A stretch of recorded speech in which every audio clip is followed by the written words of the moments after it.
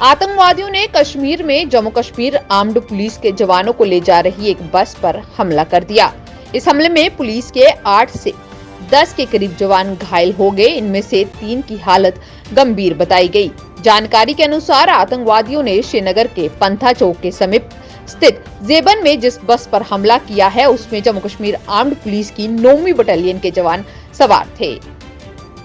श्रीनगर के रंगरेत इलाके में बड़ी आतंकी साजिश को सुरक्षा बलों ने नाकाम कर दिया। आतंकियों की मौजूदगी के बाद चलाई गई चेकिंग के दौरान हुई मुठभेड़ में 2 आतंकियों को मार गिराया गया। जिस स्थान पर यह ऑपरेशन शुरू किया गया उसके नजदीक बड़ा सैन्य प्रस्थान है।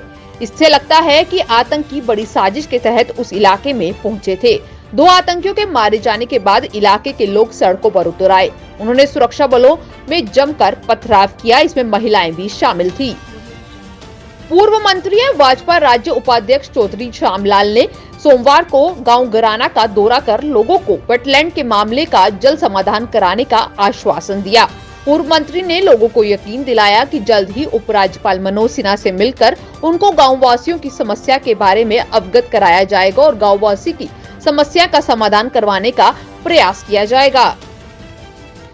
नेशनल कॉन्फ्रेंस के प्रमुख डॉक्टर फारूक अब्दुल्ला ने सोमवार को मीडिया से मुखातिब होते हुए कहा कि मैं राजनाथ सिंह से सहमत हूं कि भारत का विभाजन एक ऐतिहासिक भूल थी। इसका खामियाजा भारतीय मुसलमानों को भुगतना पड़ रहा है। उन्होंने कहा कि भारत और पाकिस्तान की लड़ाई केवल धार्मिक तनाव को बढ़ाती है। इसे टाला जा सकता था मगर ये केवल एक राष्ट्र होता।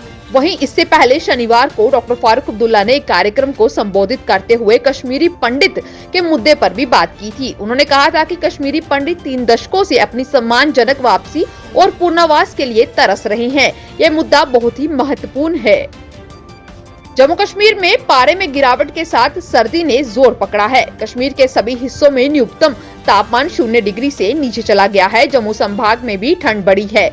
रविवार को प्रदेश के अधिकांश हिस्सों में हल्के बादलों के बीच सूर्यदेव की लुका छुपी देखने को मिली तो सोमवार को भी कुछ ऐसा ही रहा। मौसम विज्ञान केंद्र श्रीनगर के अनुसार 14 दिसंबर को यानी आज जम्मू कश्मीर के पर्वतीय इलाकों में बर्फबारी हो सकती है। भारत ने पिछले 24 घंटे की अवधि में 7,350 नए कोरोना वायरस के मामले दर्ज किए। इसके साथ ही देश में कोविड-19 मामलों की कुल संख्या 3,86,97,807 हो गई है। श्री काशी विश्वनाथ धाम के लोकार्पण समारोह में प्रधानमंत्री नरेंद्र मोदी ने 50 मिनट तक भाषण दिया। उनका पूरा संबोधन पौराणिक कथाओं और मान्यताओं, बाबा विश्वनाथ, मां गंगा, श्री राम मंदिर, राष्ट्र, सनातन संस्कृति, प्राचीनता और देश के विकास पर केंद्रित था। इस बीच प्रधानमंत्री ने इतिहास के पन्नों में दर्ज 5 ऐसे नामों का जिक्र किया जिसे बड़ा सियासी दाव बताया जा रहा है। राजनीतिक गलियारों में चर्चा है कि अपने संबोधन के जरिए इशारों ही इशारों में प्रधानमंत्री ने हिंदुओं को एकजुट होने का संदेश दिया है।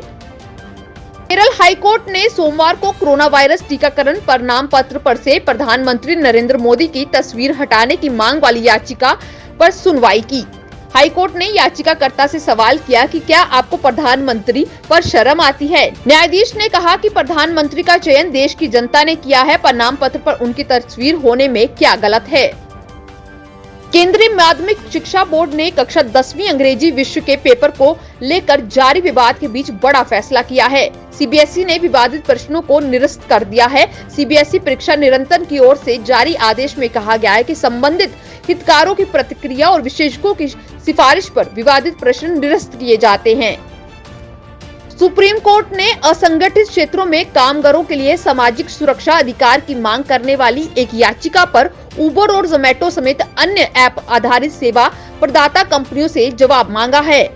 आपको बता दें कि IFAT की याचिका में ऐसे कामगारों के लिए प्राथमिकता के आधार पर स्वास्थ्य बीमा, मातृत्व लाभ, पेंशन, वृद्धावस्था सहायता, विकलांग भत्ता और बाकी चीजें देने की बात की गई थी, जिसको लेकर अब इस पर मांग उठाई जा रही है।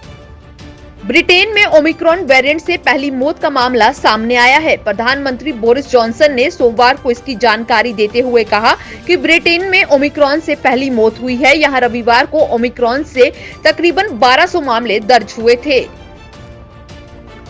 लगातार कोरोना की तीसरी लहर की आशंका चिंता का विषय बनी हुई है। और वहीं अगर बात करें जम्मू कश्मीर की, तो जम्मू कश्मीर से पिछले 24 घंटों के भीतर 119 मामले दर्ज किए गए हैं। इसमें से जम्मू संभाग से 26 मामले दर्ज किए गए हैं, वहीं कश्मीर घाटी से 93 मामले सामने आए हैं।